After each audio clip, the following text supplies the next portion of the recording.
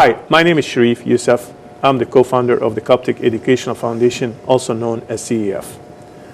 We have recorded a series of podcasts on a very important topic. The topic is cultural diversity, cultural adaptation, and cultural assimilation. Today's podcast, we're going to focus on the steps it takes to adapt. And what are the various tips that we're going to share with you on how to adapt to a new culture. We have with me today two guests, Sandy Gabriel and Catherine Hanna. Welcome to both of you. Thank you. So I understand there are specific steps on moving from one element to the other. Correct. In order to adapt. So share with us, what are those steps? Definitely. So the first stage being the honeymoon phase. So a lot of us, I'm going to put Egypt as an example. Honeymoon. That's an interesting topic. So with that, coming from Egypt. Did you come up with that name, or this is official name that's given by Google? It was definitely from Google, yes. Okay. And it's when someone has all these aspirations and dreams, they want to come to the States to pursue their dream, right? So it's the honeymoon phase. Everything is perfect in their head. Then there is... Hold on. I'll pause here because I can relate to this. Okay. Before I came to the U.S., and as I said earlier, I was 21. I was so excited that I'm going to come to the U.S. I'm going to go to this beautiful country. Remember, back then, things were a lot different than now. Right. But it was like, I know the U.S. from the movies I watched. But that's basically the impression I have. Everything is beautiful. Everything is available. Safety. Everything is just nice about it. So this is what I had in mind. And then when I first came, this is basically what I was looking forward. Right. The honeymoon stage that you called it. Okay. I was happy to be here, and then I learned this period can be days, or it could be weeks. Yes. It could be months. It depends on the person. Exactly. And how they adapt.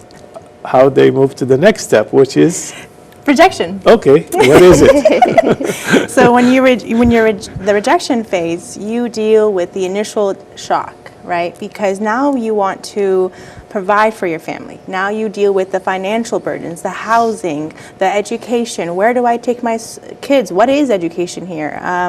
What are my resources out here? So that becomes the phase where you're struggling to figure it out, and what Catherine said earlier, to survive, really. Rejection. Rejection. But you use very interesting word, that because you will get a lot of rejections. If you're trying to find employment, you may go through many interviews and many rejections. Kids at school may have difficulties and being rejected by other kids. Right.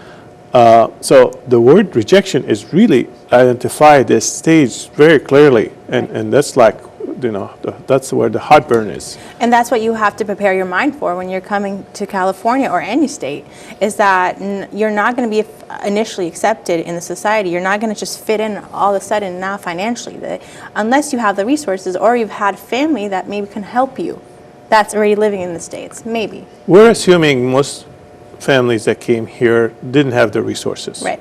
Okay, and they had to rely on new resources, new jobs, and to be able to live and survive. So we're going to address that group. Those that came with plenty of resources obviously didn't have to go through this particular phase as harshly as the others that came without resources. The next phase being the regression phase. And this phase is actually what we've been talking about, is sticking within your comfort zone, being surrounded by adults or individuals within the same background. And there is that sense of, well, I don't want to mix with anyone else, and I want to be comfortable within my own culture. Isolated. Pretty much. And this becomes stagnant for the longest time. This is why a lot of our newcomers stay in this for a while until something maybe forces them to accept the culture, or they meet someone and it changes their perspective. Or to change. The kids forces them to move faster out of this or quicker, because the kids are a different projection in going through these stages. Right. So that's the regression phase.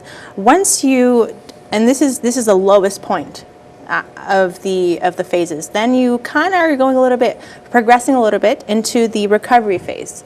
And that phase, what you're doing is you to start to accept other individuals or other cultures in this case through maybe going to graduate school or even going to get a vocational, just advanced degree. Because you're meeting people, you are exposing yourself to other individuals, other journeys, other lives, not life journeys, right?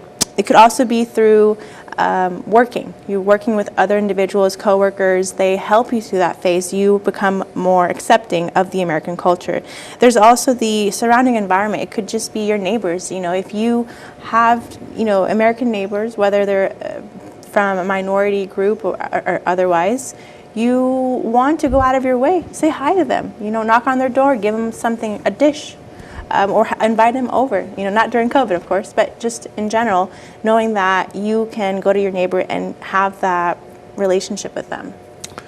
You mentioned 4 stages. Yes. Honeymoon. There's another one, the last one, yes. Go ahead. Then there's the reverse culture shock. This is the 4th or 5th That's stage? the 5th. The 5th stage, okay. What is that? So after you're officially accepted and you are now, I don't want to say assimilated completely, but you've at least understood the dominant culture. Now if you go back to your original environment, like let's say I go back to Egypt, I'm going to experience a big culture shock. Just like right now, if I were to go to Egypt, a lot of things have changed. Whether it's where I go, people I've seen, resources, even just how people live, it's going to be a culture shock for me if I were to go back to Egypt. So that's technically the reverse culture shock. That's the last stage. So help me repeat again the 5 steps. Yes. First one is a honeymoon. Second one is rejection, regression, recovery, and then the reverse. Culture shock. Is there a particular time that a person can go from one step to the other, or through all 5 steps? I personally believe you have to go through all these different phases to understand how to fully accept another culture. Because if I don't see the struggles, right, let's say I've skipped the rejection phase. I went from honeymoon to regression. It's not going to make sense. So I need to feel the pain. I need to feel the lack of something to do something about it. And those 5 steps, a person can take them 6 months to go through them. It could take them a year, 2 years, 5 years. Some may still struggle, may be stuck in one of those. And that lowest point, right. And they just stuck there for a long time and have a hard time coming out of it. And those are the ones that minimize their opportunity to really assimilate in the culture here. And it's usually due to lack of exposure, whether they're coworkers, friends, just speak to someone at the grocery store, making friends just from different backgrounds. That lack of exposure makes them want to stay within their comfort zone and not mingle with anyone else. So you have to go through all 5 of them, and it's up to the individual to try to shorten the cycle and from one step to the other, to shorten the overall going through the overall 5 steps. Yeah, I would say the biggest, the goal is for you to adapt, but not to take away from your culture. Right. Yeah. Adapt. Well, Adapting. that's a good segue. So, Catherine. Yes. Give us some tips on how to adapt. So I have a handful of tips, in really no particular order, but just some items to keep in mind as we adapt. So number 1, accept that you're going to leave things behind. That's the number 1 thing that we need to come to terms with, because it is really the first thing you're going to face when you come to a new country. You're going to leave behind, family members, friends, your church, your lifestyle, even the weather, right? In Egypt, right? Versus here, at least in Southern California.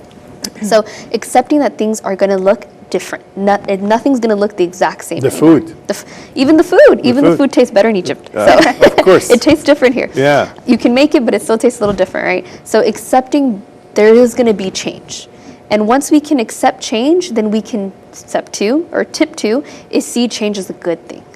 We see it as something positive. We see it as something that's going to help us evolve, to improve ourselves as an individual, to open our minds. And I would really say here, don't be afraid to try new things. right? It shows that you're excited, your willingness to learn about the new culture that you're in while still maintaining your culture. I will never say that you need to leave your culture, but you need to be open to accepting a new culture. After all, you moved here for a reason, right? You came here for a reason to reap the benefits, but you can only reap the benefits if you're also willing to adapt in a way, right? Let me pause on that for a minute, because that's an important point. We all came here for a reason. Most of us came for better opportunities, whether education or financial, or just have our kids exposed to a better environment. We came for a reason. You need to try to use that to your advantage. What are the reasons? Try to capitalize on that and take full advantage to try to actually make it work for you. Because you left your life and you made this sacrifice for a particular reason. Make sure you're able to address that. Yeah, so that's the biggest thing. I think if we keep that in the back of our mind as we, transition to this new culture, this new wherever you're living, I think if you keep that in the back of your mind, it helps you push forward. Because it's easy to get stuck in the stage that Sandy mentioned, and it's very easy to stay there, right? But again, you have to remember, why did I come here? Was it for religious persecution? Was it because I wanted a better life for my children? I wanted more educational opportunities to work in a different environment or anything like that. So when we keep that in the back of our mind, it brings me to tip number 3. That allows for you to force and really just allow yourself to integrate. And this starts as something as simple as learning the language, learning to speak English. I'm not saying you shouldn't speak Arabic, but you should also learn how to speak English, because it will make at least your ability to navigate this new world a lot easier, right? So maybe taking a class, watching the news in English, interacting with people that maybe speak English, that forces you to kind of use the language a little more can help. Because in turn, I think what I've seen at least before is some people just avoid conversations or avoid doing things because they can't speak the language. Imagine if you're able to speak the language, how many opportunities open up for you, how many windows and doors will open up for you to integrate easier. Well, that goes to the parents, because they can find better employment and they can get better jobs. And for the kids, they can do better at school. Yes. Which means if they do better at school, they can have better opportunities to go better colleges and universities and have better careers. So language cross all of those. And it's like, if we stress one thing out of all of these podcasts, I would stress highly language. Yes. Make sure you have the proper language. And if you don't, make sure you spend the time to learn it and use it properly. Yeah, because I recognize English is not an easy language to learn, but if you're able to learn it, you can again navigate everything easier. And especially if you're coming with a degree already and you need, like for instance, you're a pharmacist in Egypt, come here, you have to take all these exams. The exams are going to be in English for the most part, right? And training yourself in that way will allow for you to have more opportunities to assimilate and adapt better and to end up in that recovery phase that Sandy mentioned. I want to broaden the focus on not just language, but communication. Yes. Because language is part of communication. There's many ways to communicate with others. And we wanted to make sure we cover the topic of communication. Because communication, there's visual communication, there's language, there's, there's many things that goes into it. And people need to, because reading is part of communication. If you're watching TV, you learn, that's part of your communication. The internet now allows people to have access to so much information. And if you're only going to look or read only the Arabic information, you'll be missing a lot because you're not helping yourself understand various things. Political, religious, cultural, there's just the world out there for people to learn and improve. Yeah, exactly. And with that in mind, being open-minded and asking questions is the next tip, I'd say.